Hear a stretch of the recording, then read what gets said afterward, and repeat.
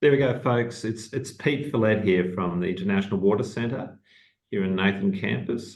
Greeting you, like wherever you are. And from the outset, can I acknowledge the traditional owners from the Turrbal and Jagera people where we are here in Toohey Forest here in Nathan, enjoying this nice, moist, wet day. And can I acknowledge the countries from where you are right throughout, not only Queensland, but we have colleagues in New South Wales. I think we've even got someone from New Zealand, so welcome there. And I noticed even someone from the Netherlands had registered. So in the spirit of a nice online collective, we've definitely got people from all over the place, which is great.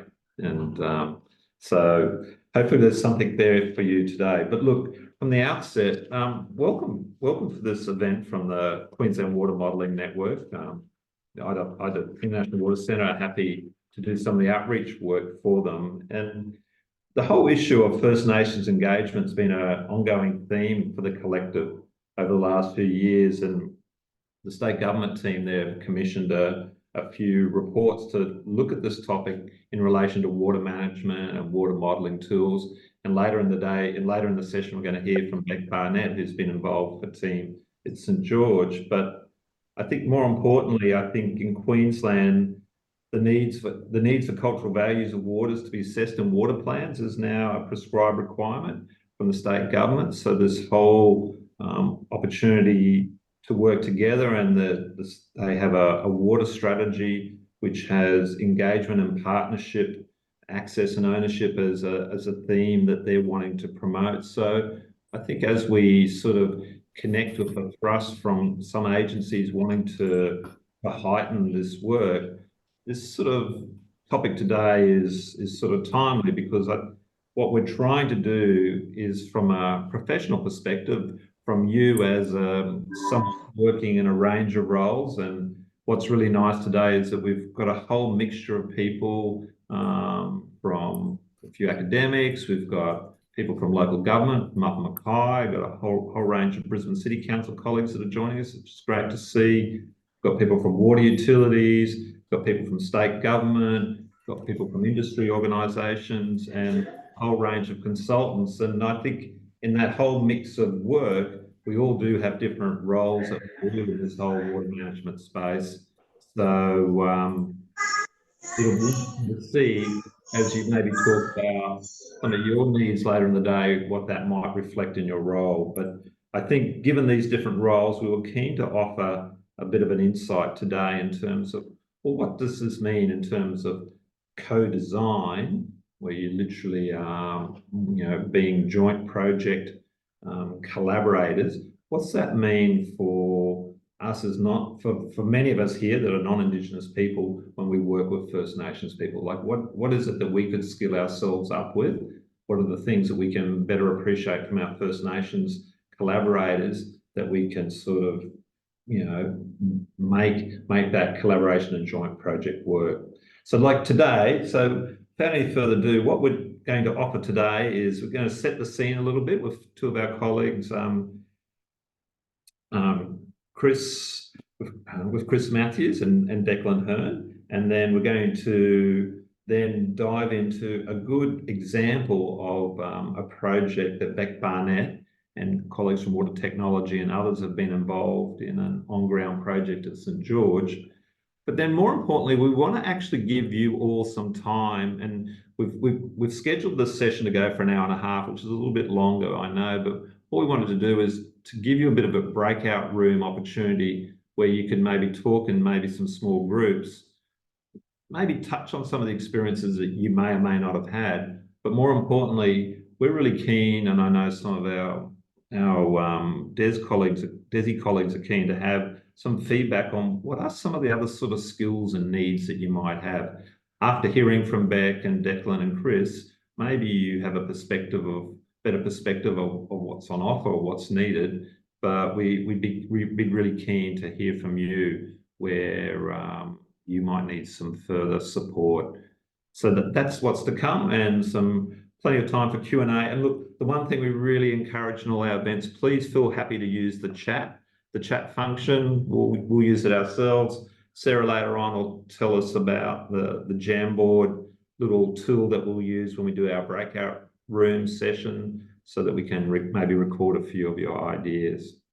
But so let's yeah, like I said, a good full hour and a half. So hopefully you can meet it. If you need to have some lunch while we're going along, that's good. Enjoy that. But look, let's get our session going, and it's with pleasure that I'd like to introduce Chris Matthews to our group. And Chris, you know, from Minjabara, he's a proud Quandamooka person from the Moreton Bay region. Chris actually has a background in research and as a mathematician, has actually worked in water modelling. It's sort of a passion from in his career, but more recently, he's actually been the CEO of the Aboriginal Torres Strait Islander Mathematic Alliance, because he has this real passion to see where the cultural values of First Nations people and mathematics can come together. And so he also has a leadership role and engagement. Got to get the right University of New South Wales, Chris. No, it's University of Technology of Sydney. My apologies. Yeah. I'm getting from UTS. But look, Chris, thanks for your interest. And like we met via a few other people who have been working with you, and everyone was saying, look, got to connect with Chris. This guy's got an interest in maths and modelling and cultural values. So, and we've spoken a little bit about this event, and I was going to offer Chris the opportunity just for a few opening words on Chris from an Indigenous perspective, and as a scientist, mathematician yourself. What are some of the opportunities and challenges do you see for this work? And we said we only had a short period of time, but give us. Yeah, that's right. You give me the floor, Pete, and I could probably take up the whole hour to answer that question. Well, first of all, as Pete was saying, I do have a PhD in mathematics. I started my career as a mathematical modeler, mainly in the unsaturated flow, modeling area. To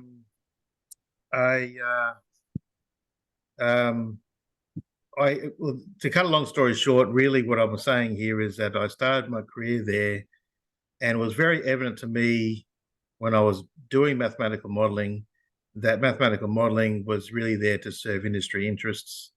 It had obviously intellectual interest and all that sort of stuff, trying to figure out how to model certain things in reality and things like that. But ultimately, one of the drivers for what we model is industry interest. And I knew that really didn't fit with a lot of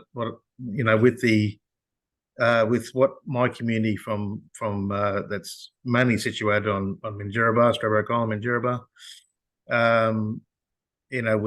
would actually intersect with. So I did actually start thinking about, well, how can we bring more of my people's knowledge into the mathematical modeling process? And at that time, this is like 20 years ago, maybe not that long. I don't know. I had to work it out. Something like that. Something in that order.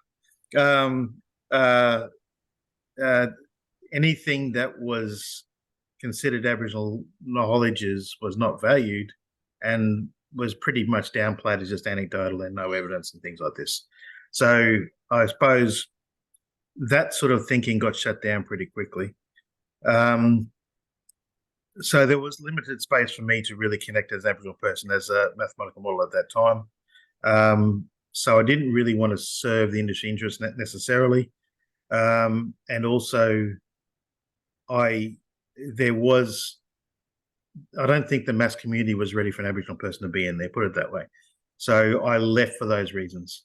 And I left really to work more closely with my own people. And one of the things that I really could benefit our communities was in maths education.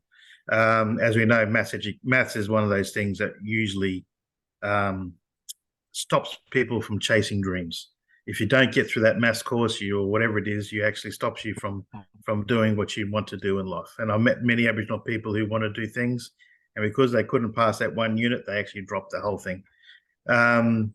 There's also you know, people who follow anything with Close the Gap knows that hasn't shifted. And also what came out of the Productivity Commission report was that basically the initiatives that were tagged as Close the Gap, you know, the programs and stuff were really just rebadged, you know, business as usual type approach. So they haven't been working for the last 15 years of that policy, and nothing has actually been shifting. And that's because we don't actually think quite deeply about what we're engaging in. So these sort of conversations are really fundamentally important because we need to actually think more deeply about what we're actually trying to achieve and do, and not just satisfy the need from government or whatever drivers actually pushing this to say we must have this now. You know, there is a point where we have to say to ourselves, why is this fundamentally important, and how can we do it so it is appropriate, respectful, all those types of words that make sense within the modelling field, but also values the interests of Aboriginal people. So really, when I'm thinking about this stuff, I always take it right back to the beginning, because this is about relationships fundamentally. Yeah. If we don't have the relationships right, then these sort of processes aren't going to work. And also it requires people to be open-minded about what mathematical modelling actually is and how it can actually intersect with Indigenous people's knowledge and values and so forth. The worst thing you can do is actually go in there with a preconceived idea of what you think should be in this model. It needs to be a process where you work this out directly with the community about how the best to bring these knowledges, values into this modelling process. So when you think about, if you actually think about the history of Australia, we actually, not long ago, you know, it's 240 years that they first put their foot down in Sydney. So ever since then, we've actually, the colonisation process has run on the doctrine of terra nullius. And if you think about Brisbane, it's only 1840s up here, so it's not everywhere. It's 200 years ago, also. And if you go further up north, it gets, you know, a lot sooner in that regard. So what I'm saying is that we've gone through a process where terra nullius has said that we are not a people of any relevance, that our knowledges don't matter. So in this short period of time, we're now saying it does matter. So we've done a huge jump. And when you get raised in a process of terra nullius, and I will say that the Constitution was built on this, all of our education system was built on this, our health system was built on this doctrine. When you have that system that's geared towards that, and you're actually asked to engage with it, as a non-Indigenous person growing up in society, you know, because it wasn't considered relevant, you actually in this point in time where now you got to seek relevance, yeah, where you actually got to see the importance of it or even have some sort of understanding of it. So I've lived in a history that's denied this knowledge in a people, and now you got to start to interact with it, yeah. So that's the space that we are sitting in. Yeah.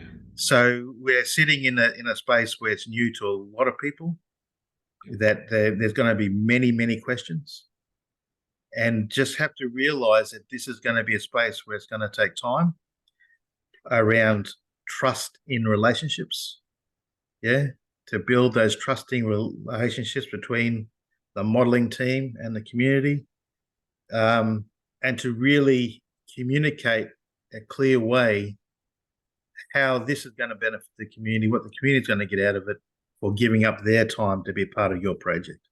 Because most of the time, you're going to get a pay packet from somewhere, where on the other side, it's not always guaranteed that there's a pay packet for them to take up their time. So there's a really you know, important relation piece that really needs to be thought through. So I might leave it at that as a sort of a context setting. I hope that was clear. And yeah, I'll hand it back over to you, Pete.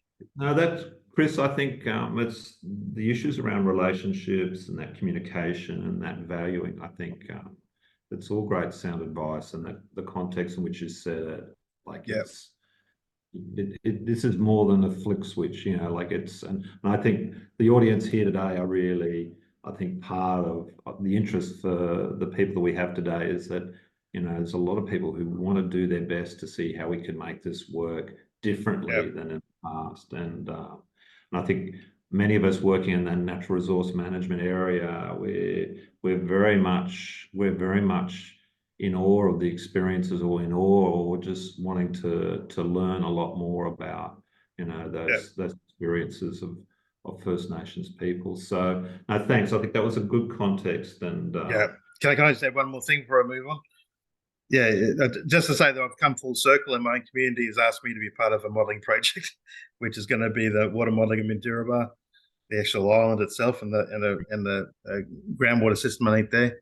So, the reason I'm saying this is that I've gone through a mass education family within that. I can bring some skills to this space, but this is the first time I'll really be starting thinking through what is the modelling process.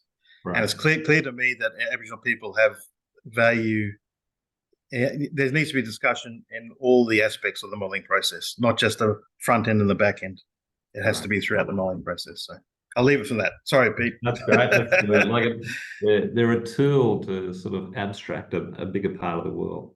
But look, let's just look at a very individual level, and from an Aboriginal perspective. I think that's great, Chris, to hear that, because I think that means a lot for many of us listening. But I'm just going to switch over to our colleague Declan Hearne. Declan, who's been actually a colleague of us here at the International Water Centre in the past, and Declan's actually had a history of working in a lot of developing countries where listening to the local cultural values and cultural setting was very important in his work in terms of how he had to go about things. So there is a little bit of a resonance there. But now Declan has a role at SEQ Water, where he has the whole cultural heritage and relationships with First Nations people as part of his portfolio. He's the principal catchment land and heritage at SEQ Water. That's what the current role is saying. But I've asked Declan to come on board to just set a scene, maybe from an organisational perspective, because I think many of us work for organisations who are also on a journey of trying to understand what they best might need to do. But Declan, in setting just giving a bit of an overview from an organisation where you are investing some time and effort in this space and have different projects, what do you think are some of the key issues for organisations as they sort of step into this portfolio of having this sort of partnership as something that's authentic and meaningful? Yep. Thanks, Pete, and thanks, Chris, going before me. And I'm working from home today, so I'm in Jindalee, which is Yuggera country. And as I understand, Jindalee was known as its Bare Hills, but also flood risk community. Pete, I will come back to your question, but I think picking up, Chris, where you left off a little bit, there's a bit of synergy in your work and where I started into SEQ Water. This wasn't really planned, but I feel there's a nice synergy to share that. When I came to Australia, it was to do the IWC Masters, but that Masters kicked off on Minjerribah and looking at a complex water management challenge on a small island where there was still sand mining at the time. It was still the memory of the Millennium Drought and the risks of impacts onto groundwater dependent ecosystems. And the First Nations voice at the table were all emerging. And so that's, in my first couple of days in Australia, that's where I landed. And it's a fascinating, complex story to work through. And I worked with IWC for a few years. But when a role came up in SEQ Water, which was partly managing SEQ Water's interests over on the island, and that was very much a water security question, that was the hook that took me into SEQ Water. And I came in, as Pete had mentioned, from an international development perspective, so it was very much outcome focused and put on a very different hat, stepping into a bulk water authority who had mandated responsibilities. So it was quite a different perspective. I had to take that work, and I had expected to be a lot more outcome and outwardly focused in those initial projects I was in, but I quickly realized I needed to turn around internally and work on internal processes to build that capability to engagement. So where I'm going there, I think it would be not unfamiliar for similar government agencies or local government agencies to recognize that probably up to this point, and there'll be some organizations who are more mature in First Nation engagement journeys, but it has typically been driven by champions and might have been project driven. And those projects could have been facilitated in a very appropriate manner, but oftentimes they hit limitations on their ability to deliver long-term relations or maintain long-term relations or deliver long-term impacts because of a lack of corporate maturity and clarity as to what is the corporate aspirations and commitments around First Nation relations. And so they were my early journeys in SEQ Order. SEQ Order then did commit to a reconciliation action planning process. And that is a maturity process. And the first stage of that very much directs organizations to look internally and reflect.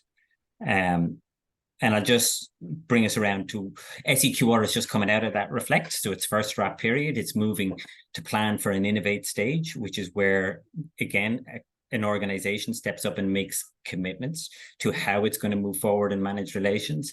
But one of the actions out of the reflect was to do some research into best practice on partnerships with Aboriginal and Torres Strait Islands.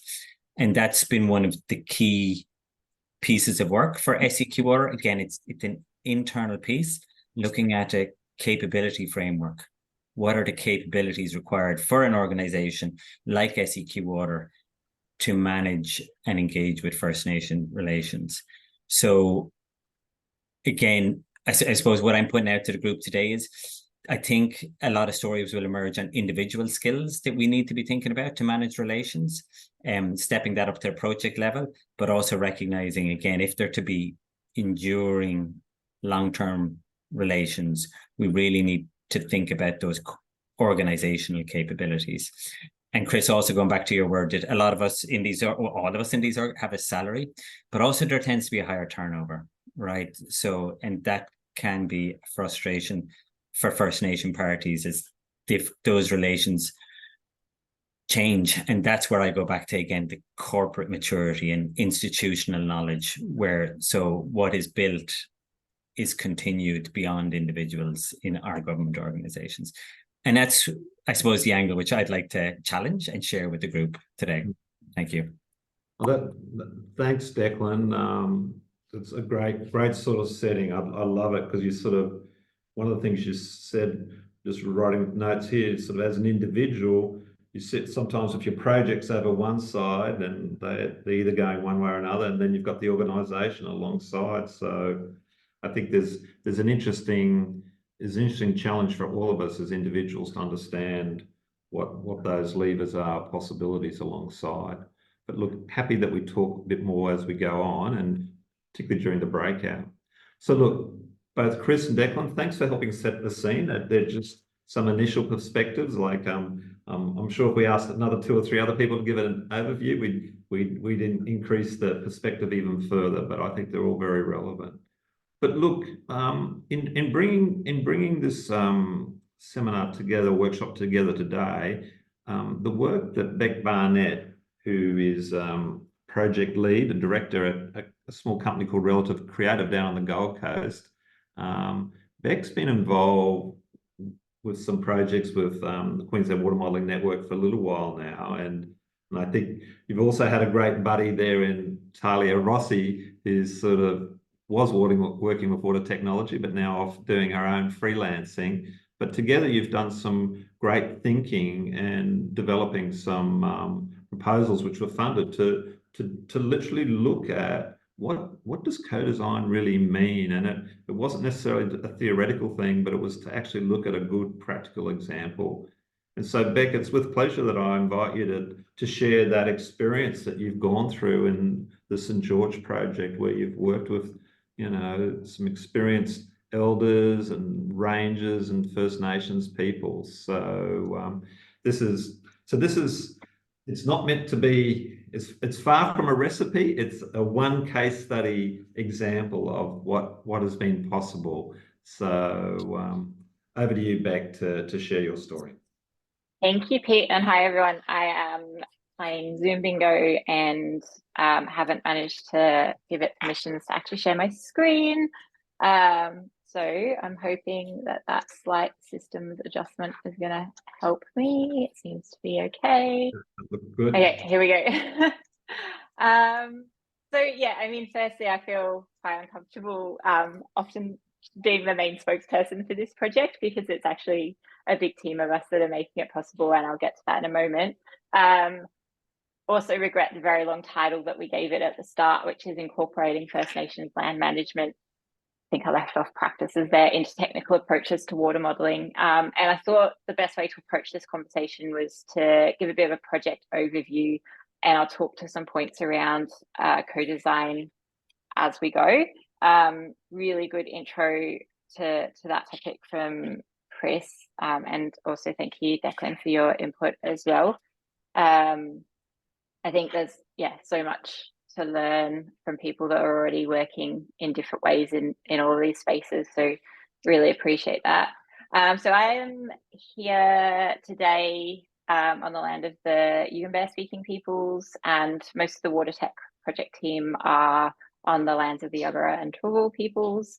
But I'd also really like to extend my respects to the Manadangi peoples, the traditional custodians of the project site, and pay my respects to all First Nations peoples, including those in the room today.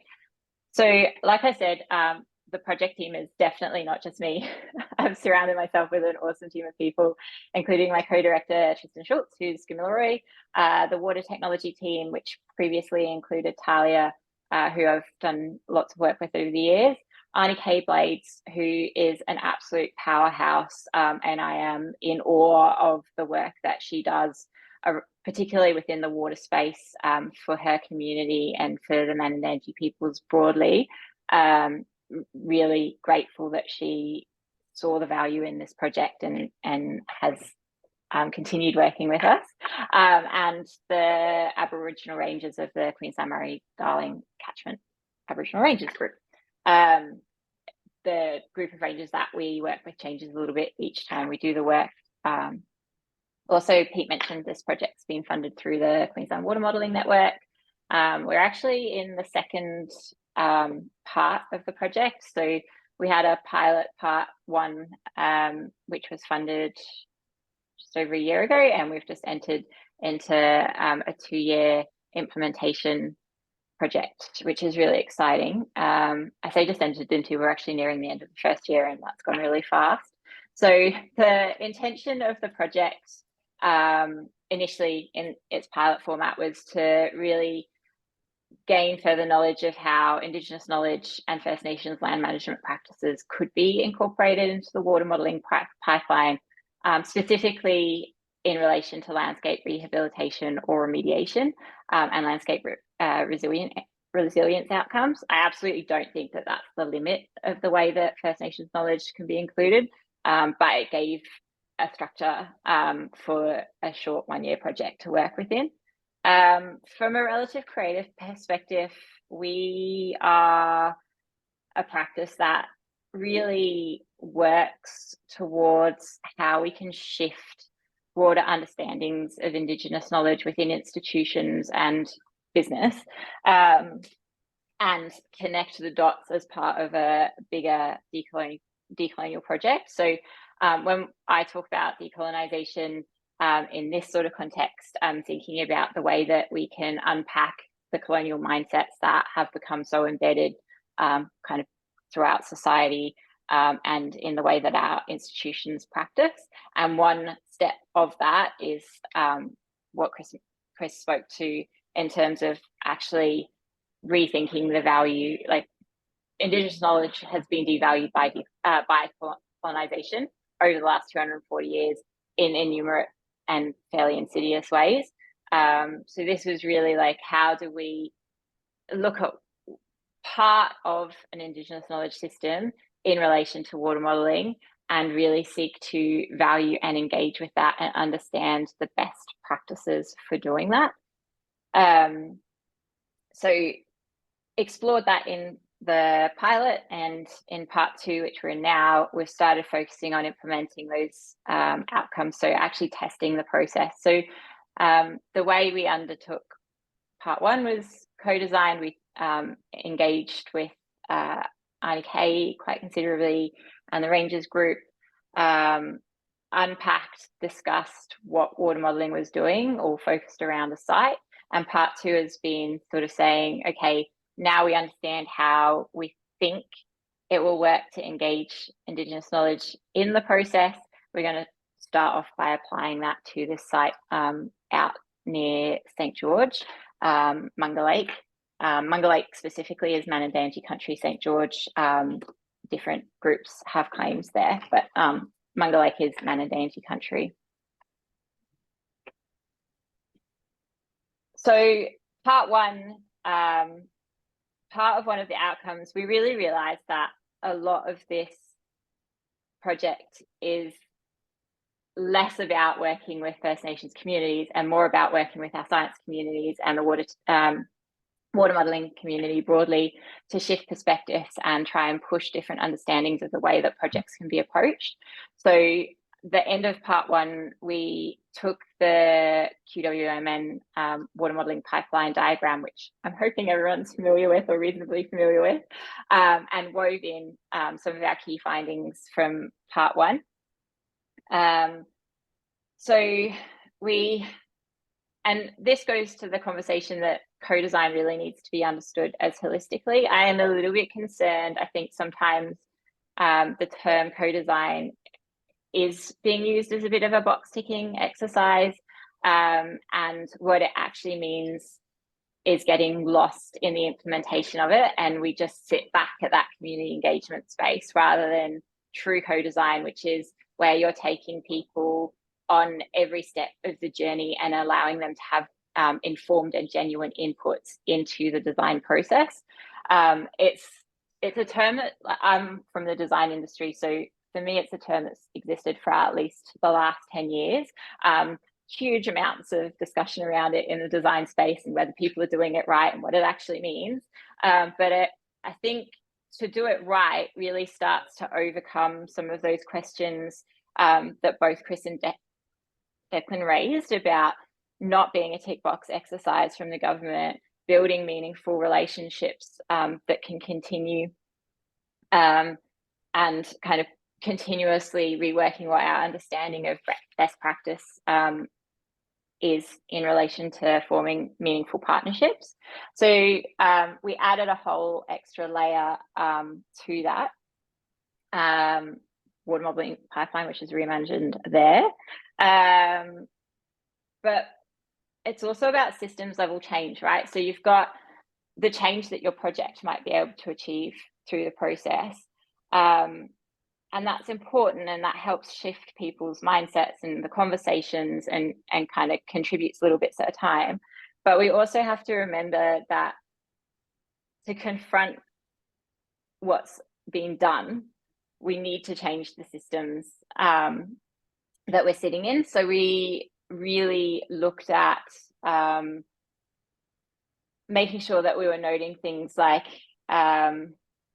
ensuring that there's training, funding and support to increase First Nations participation in data collection and monitoring, making sure that there's opportunities for upskilling roles and organisations that want to be, such as traditional owners and Aboriginal rangers, and so on and so forth. I think Pete will send the slides out after this. Yeah, so I won't break this down too much. No, you're right. But Beck, just let me say, like all of those little anecdotes on the circle, they were all some of your key recommendations that came out of that first pilot. So there's more details in the report, and we definitely share that. That's great. And I guess for me, when we started this project, one of the things that was really important to look at was the colonial impacts on water access and the conversation around water justice and water rights. And one of the papers we were reading by Lana Hartwig, which I reference at the end. So this is a 2020 stat. I'm pretty sure nothing has changed, but 6% of the population in the Queensland part of the Northern Murray-Darling Basin is First Nations. they have absolutely 0% share of the surface or groundwater allocated in any plan.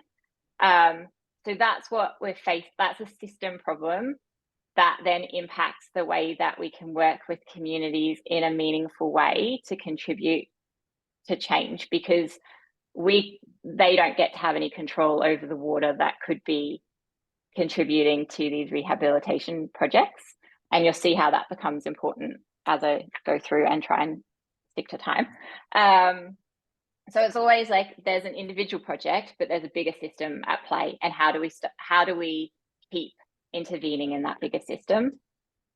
So for the part 2, we work together to create a bit of an implementation plan. You'll see that there are opportunities for, we've called them co-design engagements, but that's when we're actually meeting face to face. There's constant communication online throughout the project as well. This helped us get the second lot of funding, but as soon as we sat down and did the first site visit and workshopped with the rangers and workshopped with Arnie Kay, we realised that some of the modelling needed to be readjusted, and what was actually meaningful and valuable for the Manandaji peoples was different to what we kind of proposed in this.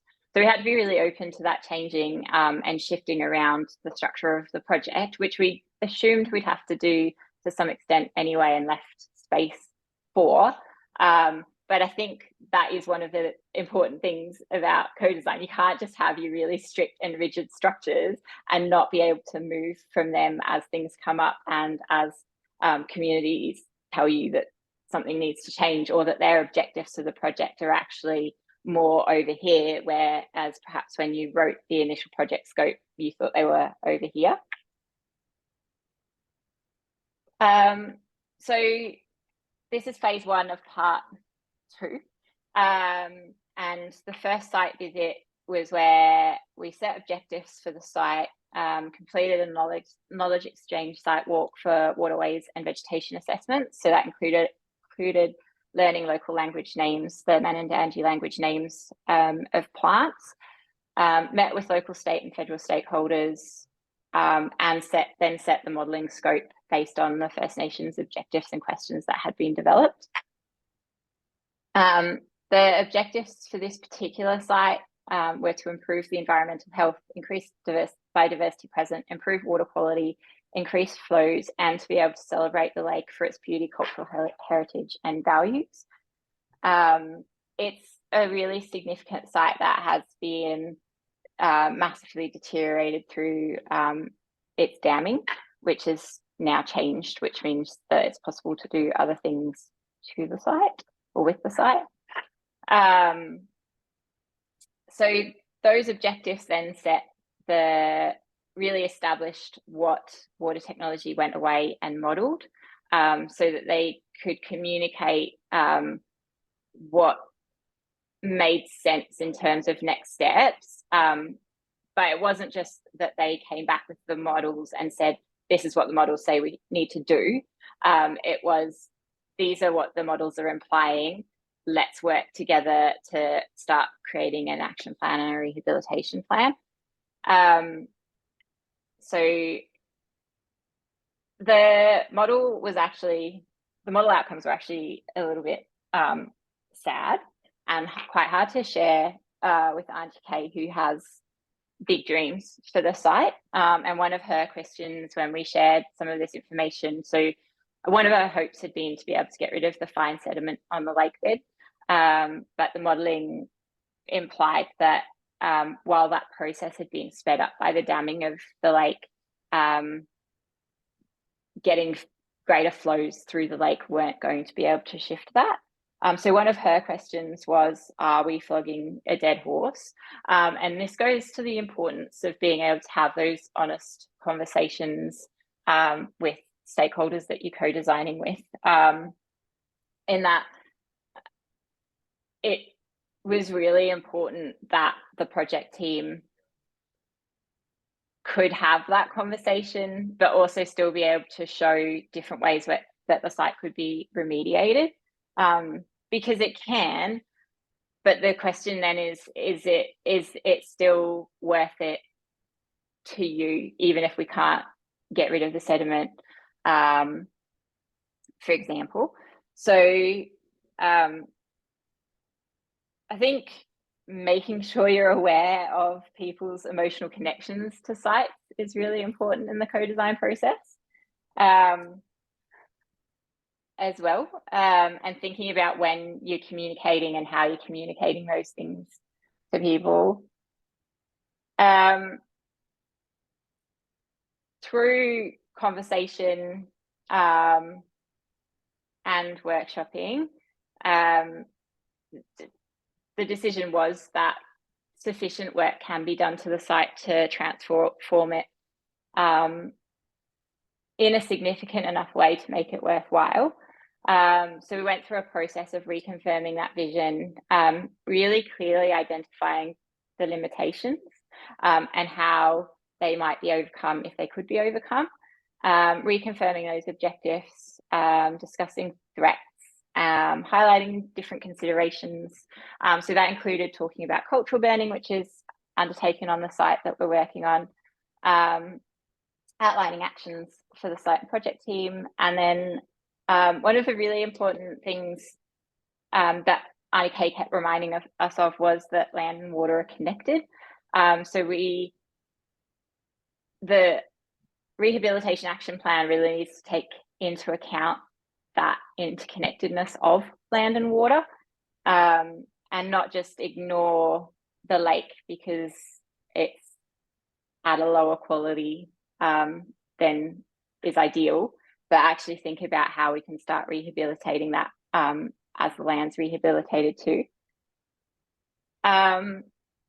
So the way that we've incorporated Indigenous knowledge, I guess, really clearly, this is something that we've been trying to track throughout the project because it's one of the key purposes of the project, has been in a lot of different ways, but these are some of the key ones. So in terms of selecting a site, that was entirely led by the Manandangi peoples. We actually kind of tagged onto another project that Fire Sticks were already doing with cultural burning out there. So they'd pre-established the relationships, which was really helpful for us to continue. Obviously, IDK was given a choice whether she wanted to be part of the project or if we'd find a different project partner to work somewhere else. But she was interested in pursuing the work that was already being done, and to better understand how things like water modelling as tools could help her fight for her lake in the different settings that she's working in. First Nations objectives were really important, and it was that knowledge of the site and its past state that helped set those objectives. The modelling of the pre-dam state was driven by the characteristics described in that pre-dam state by Auntie Kay, who she had the knowledge from her elders to then present to us. We have taken into account that cultural burning for existing weed management is taking place on the site. The whole project team has been out to site. So anyone who's been modelling on the project has actually visited the site. They're not just imagining it from this kind of remote computer orientated perspective. All of the insights that have been shared with decision makers have been completely guided by those First Nations objectives and values for the site.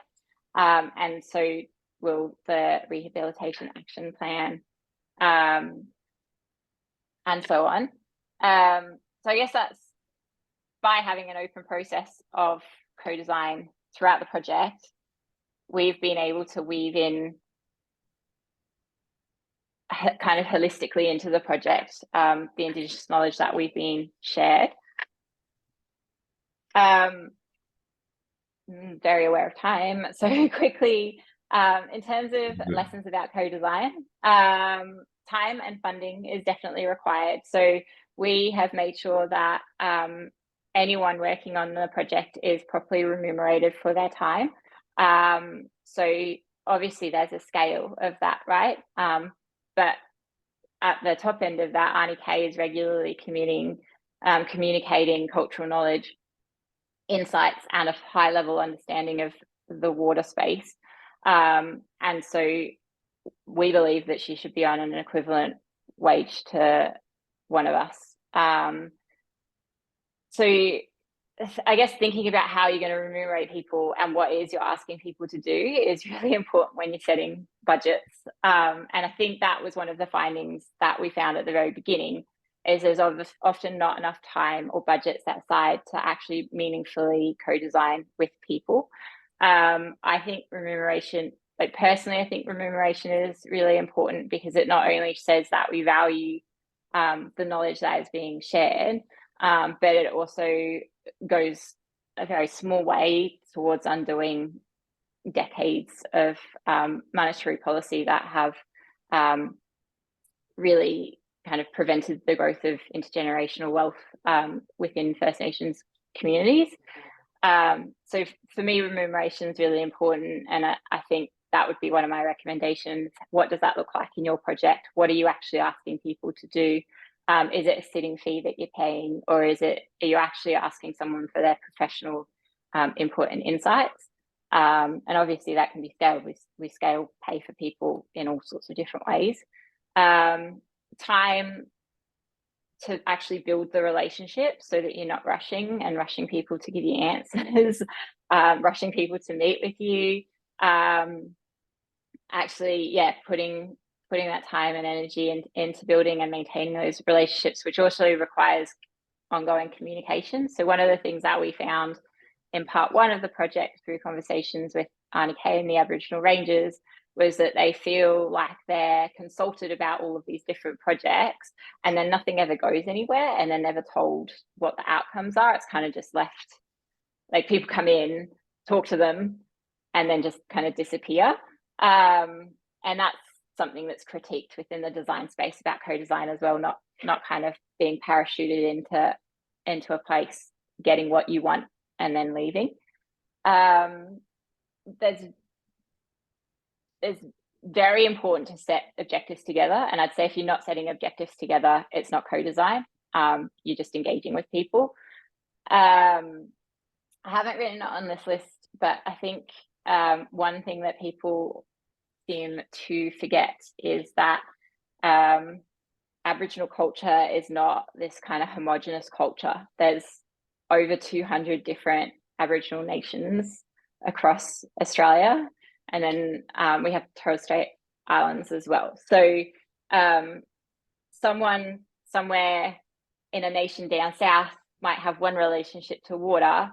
It doesn't necessarily pertain to someone in one of the nations in Queensland, for example. So I think this assumption that Aboriginal culture is homogenous and the same is detrimental to being able to properly co-design. And I think being able to adapt the way that you structure your co-design processes is really important. Like, of course, there's considerable engagement practice and protocols that are available, many of them which have been co-written or written by First Nations peoples.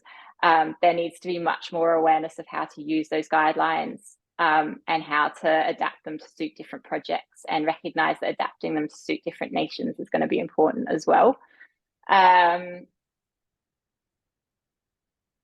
Including First Nations knowledge holders and setting project aims, really important.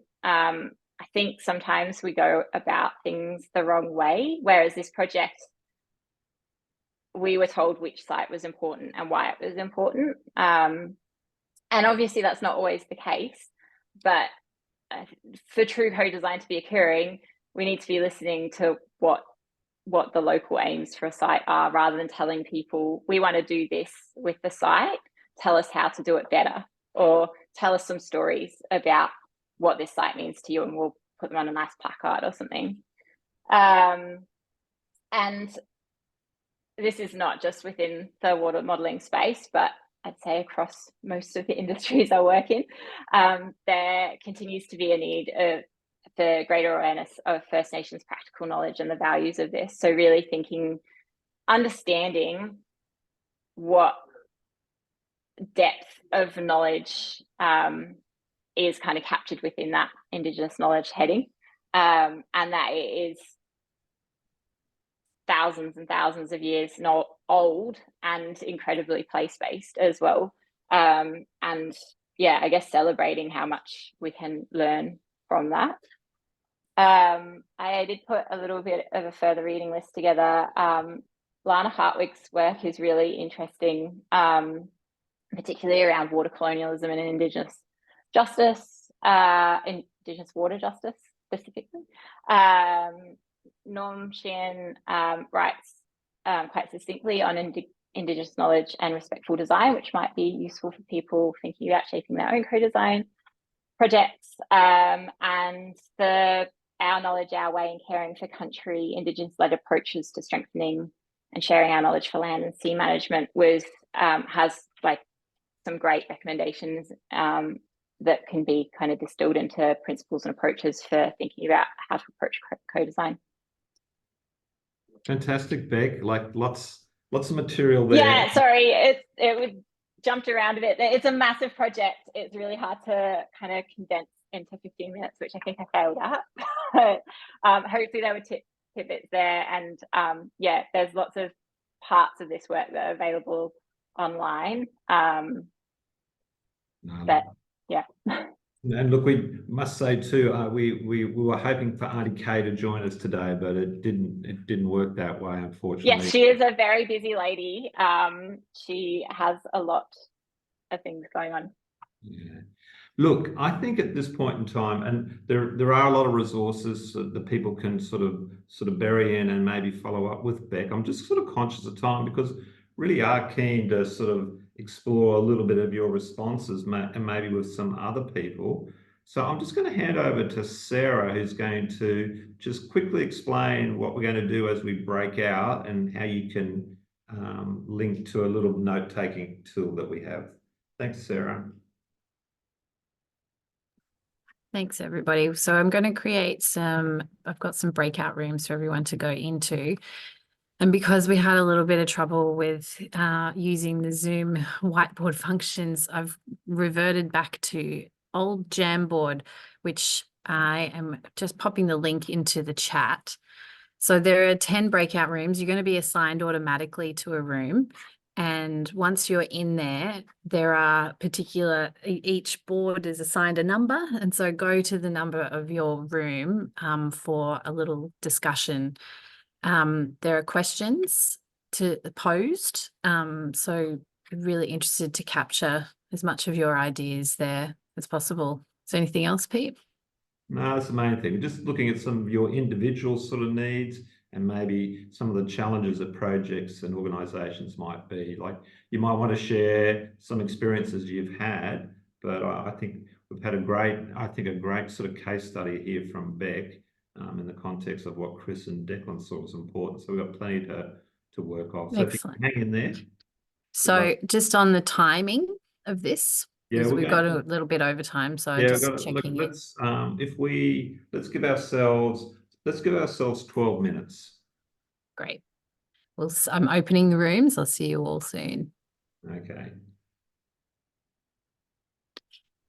Have you received a room notification? Yeah, no, it's coming out.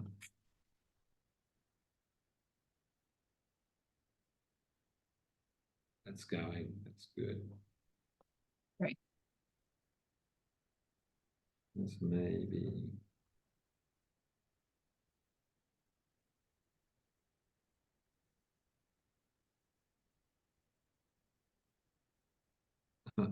Chris and Brian are in the same room. That's interesting.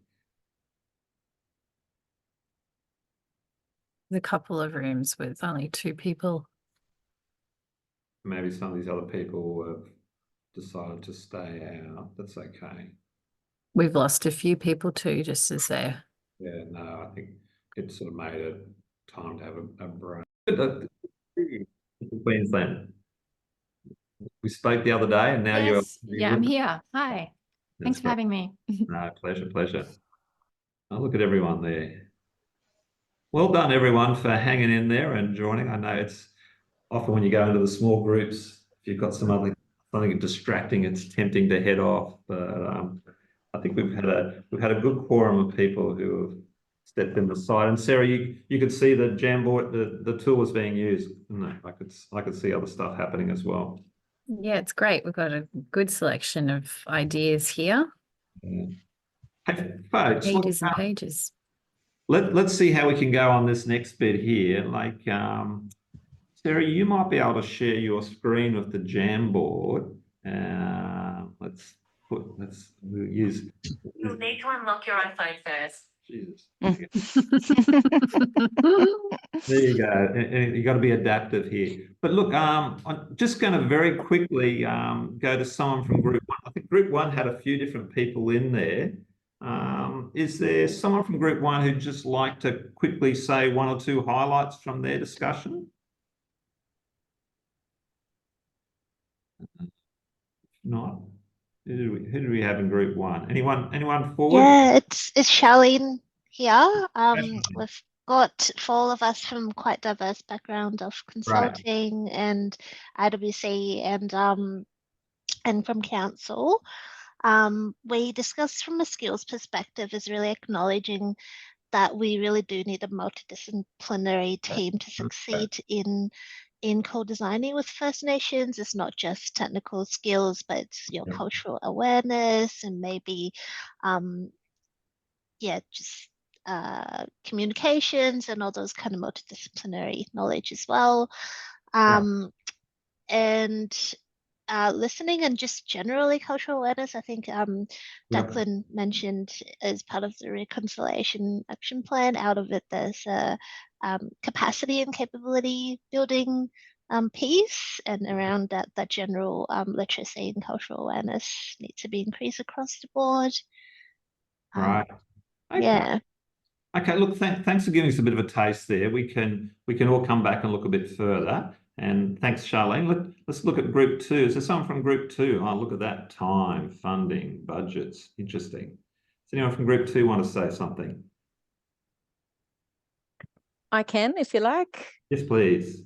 So sorry, it was just the 2 of us in this group. Okay. But yeah, I guess funding was probably the main one that came up, that can just get eaten up really quite quickly when you start truly thinking about valuing First Nations people time in the process. So 5,000, for example, is probably one workshop. So it makes it quite difficult to try and build a detailed program for co-design around small amounts of funding. But we discussed free, prior and informed consent, and the need to have those principles sort of considered throughout the process. So most certainly at the beginning, but continuing to touch base on that throughout any project is really important. Things can sort of really take off quickly, I think, and be horrible for any of the collaborators and First Nations people that you're working with to feel like they've been left behind and lost touch with the process. So making sure that that's in place is critical. And the ability to pivot when things change. So if they don't feel like, it's going in the direction that they want it to, being flexible enough, and that might require some contingency funds, which is often quite, a difficult space, particularly in consulting, but something to sort of consider. Are we just on question 1 here? Question 2. Yeah. Look, Alana, I'm just sort of conscious of time. I think that's given us a bit of a flavour for one of your groups. So, look, thanks for sharing that. Pleasure. Okay, what do we got in Group 3? Thanks, Sarah. Is there anyone from Group 3 like to say something? What have we got here? Can you make them a fraction bigger at all? I think, Sarah, that's it. Perfect. Anyone from 3? Perhaps what we should do is ask if there was anything extra that people on top of what's already been discussed here, just so that because of the time. No, look, Yes. happy to open the floor. Like I was just sort of curious, see if there was sort of there's some similarities. But yeah, look, does anyone from other from any of the groups want to share what they thought? Richard, I can see.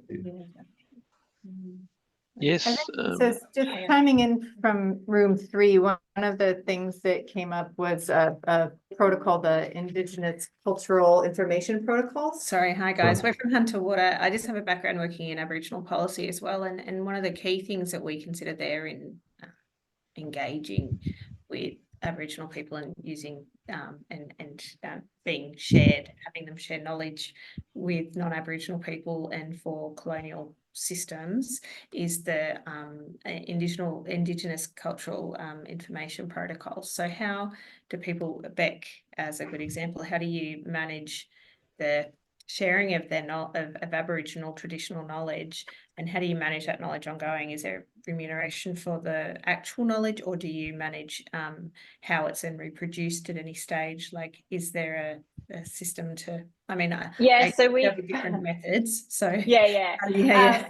Broadly, we follow kind of the ICIP, so the cultural and intellectual property protocols and principles.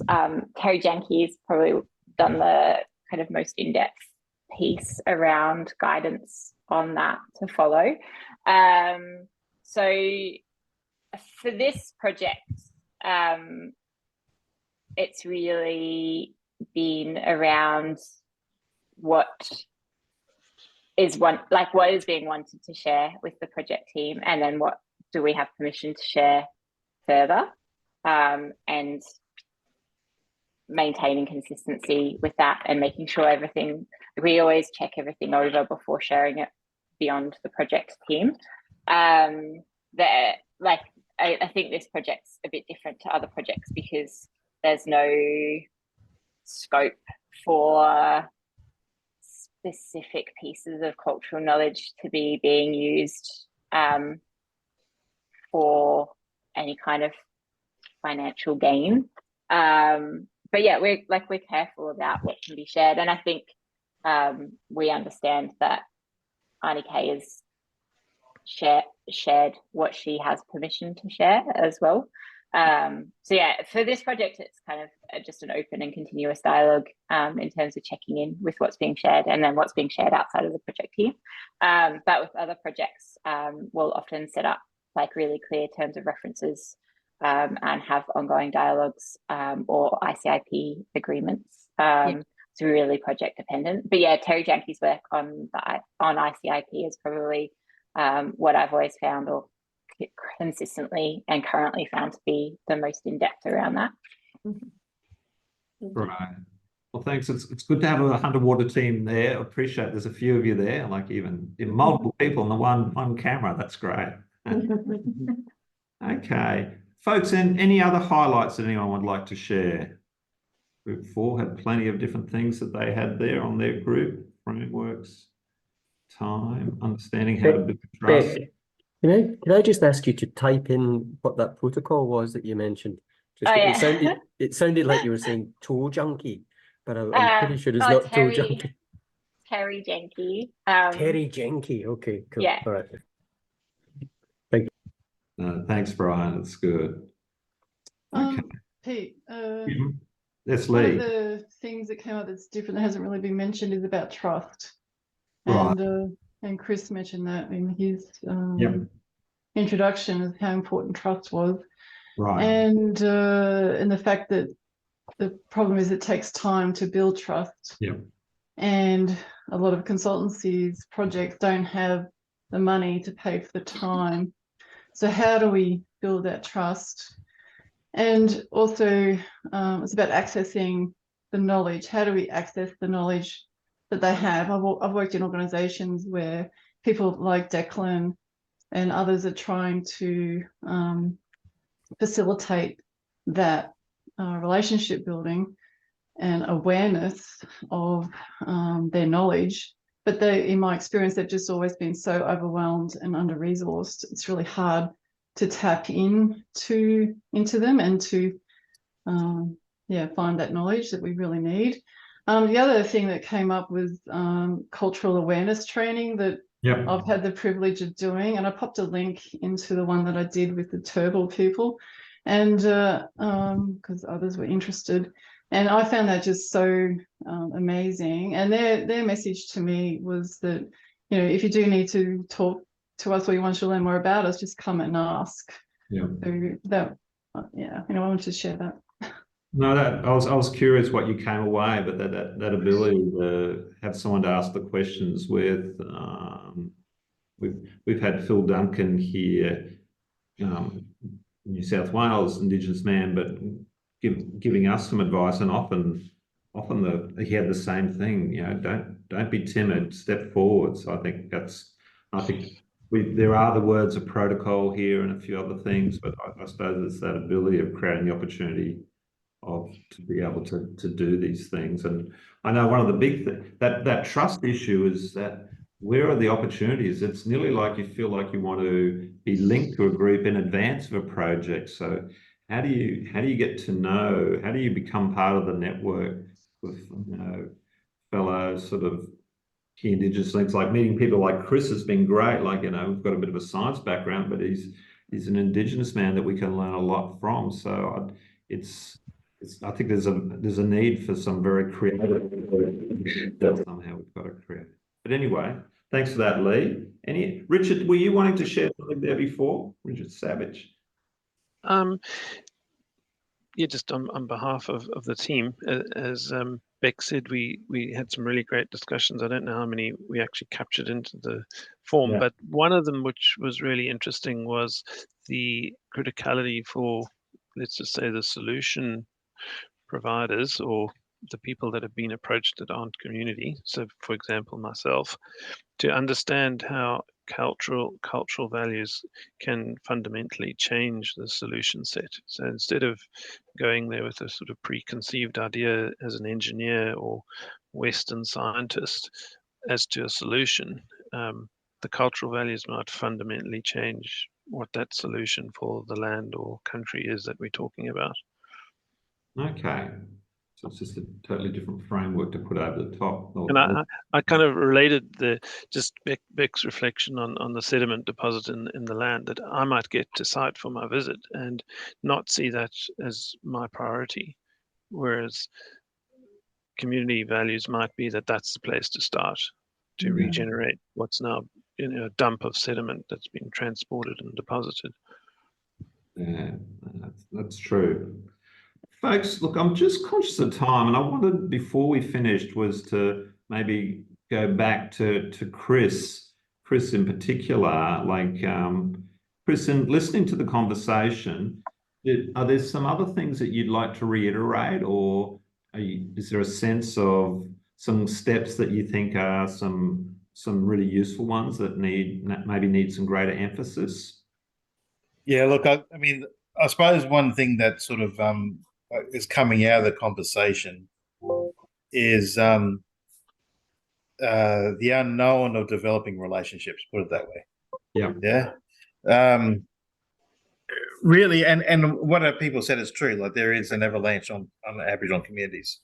So Aboriginal community, a lot of our community members work tirelessly with not much remuneration, because they're trying to protect country, trying to protect their community, trying to do many, many things, from health, housing, education, through to land management, all sorts of things. So that can be quite a tidal wave of stuff to deal with. We got one small community, and then you have the whole system dumping pretty much on that one community. So with that in mind, the only way that you're going to even have a chance to start developing a relationship is that if you can be clear about how you are going to benefit that community in that work that they're trying to achieve and do. You know, you just can't come in with your great idea and say, let's do this. It has to be very clear about, for example, when you look at Beck's work, it's very clear that lake was fundamental. It's fundamentally important. They want to protect it, and we want to know how the best to do that. given you've built a bloody dam on it, now you pushed all the sediment into it, and you've done all the things that you've done to it. Now let's fix it. You know, so that's a significant driver for that community to actually engage in water modelers. If you don't have that, then you're going to be pushing, you know, the proverbial uphill. You know, you're going to be pushing uphill all the time.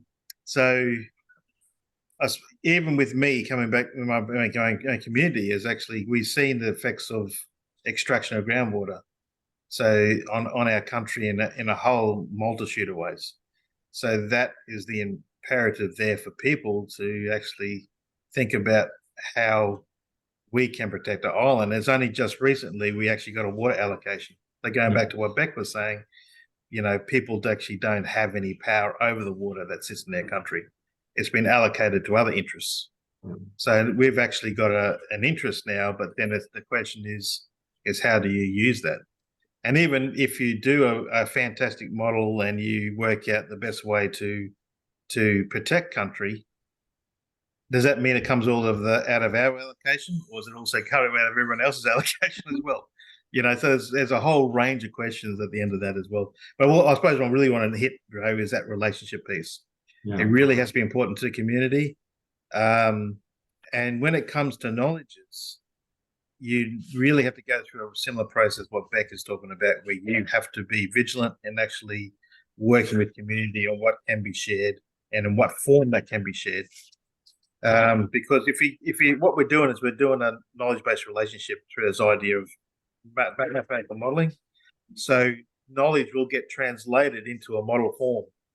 It's not going to be the same form, but the community has to be comfortable in knowing how that knowledge is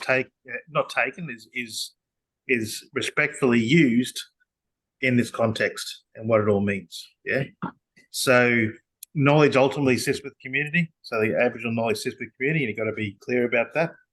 But there is a translation piece from that into what you're going to be putting into this model. So people need to be able to understand that that's what it looks like in the translation piece and how that's going to be used. Yeah. I think I'll just leave it at that. I think I'll probably talk too much, but there's way more to discuss.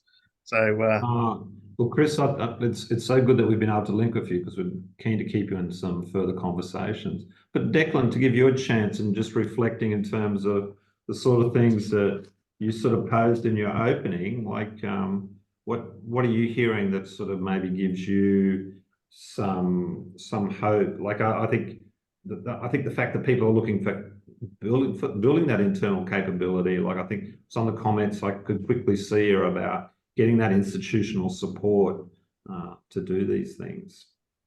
So how I reflected with, first of all, Beck, on your recommendations, you know, I was cross-checking were they the type, what you were doing your recommendations, are they the type things we're calling out in our capability framework?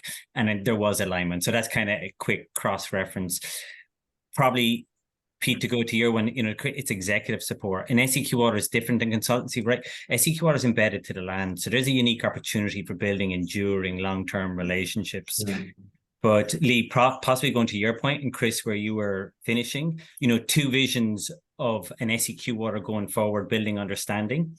And let's put the word data sovereignty out there. A traditional approach for a bulk water authority would be to build its GIS systems, build its understanding of cultural heritage, seeking to try and build GIS systems with an understanding of the tangible and intangible internally, so we can manage that risk and not do harm.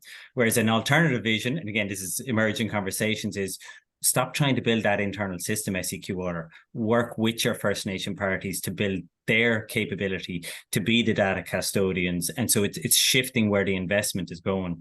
So that when we're looking at cultural heritage, you know, cultural values risk, we're opening up the phone and calling our First Nation party, and we're investing into capability over there rather than building that internal. And that's probably one example of, you know, either ends of that capability maturity framework. No, that's great thinking, Declan. Like it's, yeah. I had one other call out, and this was again like inner modelers, and you know, modelers can be working together. And this is a bit of a call out to Chris. You know, Chris, what you called for is having that integrated capability rather than even just coming together. but when modelers are First Nation, right? So that capacity is seeing it from two eyes. And I think that'd be an awesome follow-up session down the road. Folks, I'm just conscious. I just clicked on top and I go, oh, it is 1:30. So a topical topic, and time will just go well. Look, we'll share with you the recording from today, but also there's definitely been a few resources in the chat, and we'll definitely include that. But look, Beck, thanks very much for showcasing the project. I think it's still ongoing, but I think it's a great tangible project to sort of get a feel of the massive effort that's gone into that. So well done on all your efforts so far, and give our thanks to Auntie Kay too for being able to share the story that they've been so much part of. Declan, thanks again for your support and ease to be involved, but more importantly, Chris, great to have you involved in the group. And look, let's hope this part of an ongoing relationship and ongoing involvement for you. You know, like that. Maybe you're going to pose the scenario that modelers never go away; they just sort of come back. They just come back in another way. But for the non-modelers here, and there's still many of us, I think we're all part of this big extended family. Great to see everyone that's there. And look, sorry, Pete, I am going to jump in because I do just want everyone to know in the chat here, there's a feedback form. We'd love to hear from you. If you've got the opportunity, it takes 3 minutes really just to fill out, but it helps us make sure these events work in the future.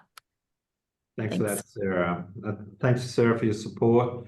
Good to have Brian on board. And look, folks, let's keep in touch. Just trying to think of next in April, we're actually having a chat with John Raffini, well-known water modeler and water practitioner. So that'll be interesting. And at the end of May, we've actually got a little workshop on ways to leverage climate change information. So a bit of a face-to-face opportunity. So plenty happening, but do share the sorts of things you're up to too, because I think this engagement is critical. Thanks, everyone. Appreciate your time and enjoy the rest of your day. Thank you. No. Thank you. Hang around if anyone wants to say hello. But hey, Chris, huge thanks. Really appreciate that. It's been good. And Beck, that no, look, I've heard bits of the story before, but that was a nice way to bring it all together. Thanks.